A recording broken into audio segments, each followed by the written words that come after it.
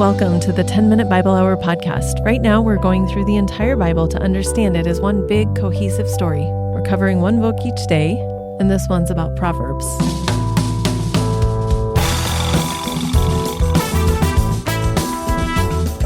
Hey, my friends, it's Matt. Today we're talking about the book of Proverbs, and I think this one is straightforward with a couple of caveats. At the most basic level, this is a compendium. It's a collection of wise sayings that are not promises or guarantees about how everything's going to work out. If you do this, then this will always happen.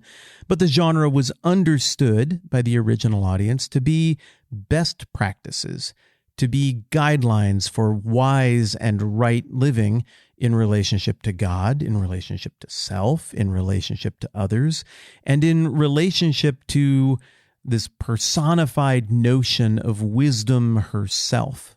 Solomon is the main character associated with this. So yesterday we looked at Psalms, which is a book that's written by a whole bunch of different people, but we talked about how there was that aggregator. There's the person who made the editorial choices and pulled all of these things together. Somebody was a collector, if you will, of all of the great songs and poems and prose from across the centuries of God's chosen people. Well, likewise here, it looks like Solomon had become a collector of great ideas, a collector of wisdom and truth. Solomon was a pretty international guy. He had relationships with people beyond his own borders. I think it's possible that even some of this wisdom is stuff that he was identifying as having the fingerprint of God, even if it was coming from some outside source. We don't get to know the sources of all of the Proverbs, but they're all held out as being good counsel for right living and for internalizing the values of God and living in a way that is rooted in a healthy respect, even fear of God. Indeed, explicitly, one of the key principles here is the fear of the Lord is the beginning of wisdom. But if we imagine that the book of Proverbs is just one solid wall of little truisms from end to end, that would be incorrect. Proverbs has some dynamics to it. There's no narrative here, but there are different movements, different things going on, different organizational moments, if you will, throughout the book of Proverbs. And the first organizational moment is a collection of these wise statements that Solomon is imparting to his son. Now, you might be thinking, it wasn't that long ago that we were just talking about Solomon's reign in the Old Testament, and it seems like his sons didn't do particularly well.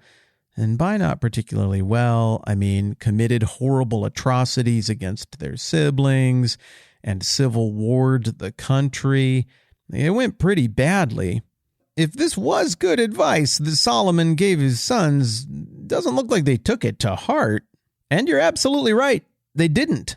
So if he gave this advice to them, and we're being invited to listen in, so to speak, on that same advice and maybe take it to heart for ourselves, well, what gives? How can we trust all of this? But that brings us back to this larger point.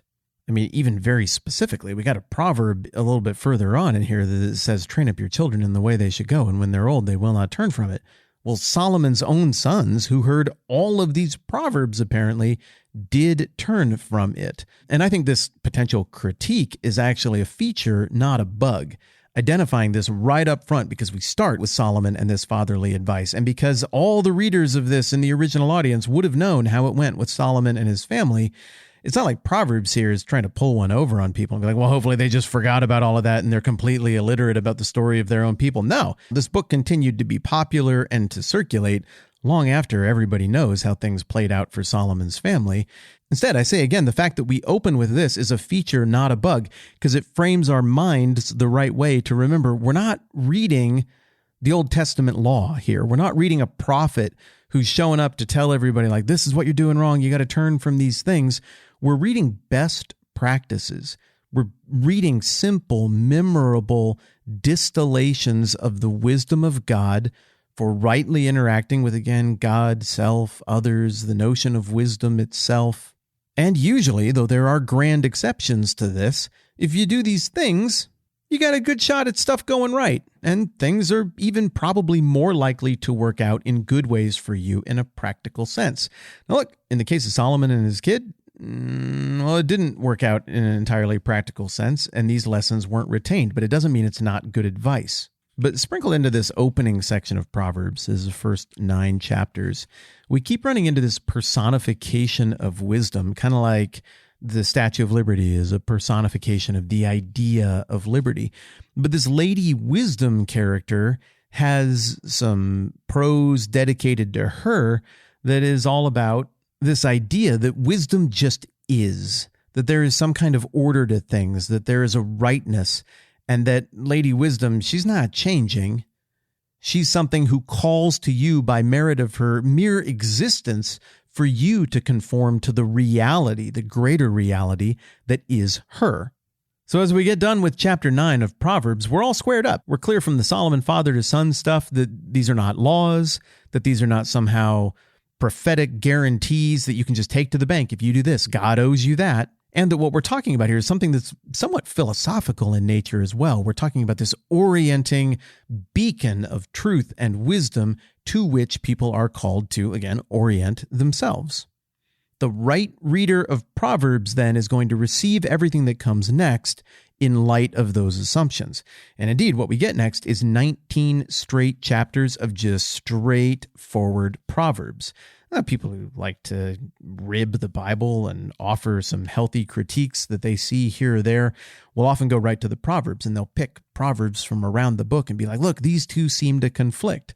But again, the person who's properly equipped to read Proverbs by orienting themselves using those first 9 chapters is going to see those and be like, yeah, but in a given circumstance, that first proverb example that you give that might seem to be in conflict with another, it actually makes sense. But in another context, you got to read the room, that second one is going to make sense. And you have to use judgment even in trying to figure out when to apply which of these proverbs to your situation. So there's just a ton of little one-off best practice distillations of the wisdom of God throughout Proverbs. And you know what I'm going to do right now? I'm just going to read some of them without planning in any way. Whatever we get's whatever we get. Proverbs 15:1. Oh, I know this one. A soft answer turns away wrath, but a harsh word stirs up anger. You're going to detect the repeated pattern here real quick if you don't already know it. Let's try Proverbs 19:12. Oh, it's got wrath again. A king's wrath is like the growling of a lion, but his favor like dew on the grass. Interesting. Notice in that one, there's not really anything for you to do. It's more of a, hey, read the room and be aware of what's going on kind of proverb. Know that this is how kings are. Let's try Proverbs 22:9. Whoever has a bountiful eye will be blessed, for he shares his bread with the poor. This one follows more of that beatitude structure that we see in Matthew 5 in the Sermon on the Mount. Let's try another one. Proverbs 26:1. Like snow in summer or rain in harvest, so honor is not fitting for a fool. I like that one. It's got teeth. Proverbs 26:24. Whoever hates disguises himself with his lips and harbors deceit in his heart.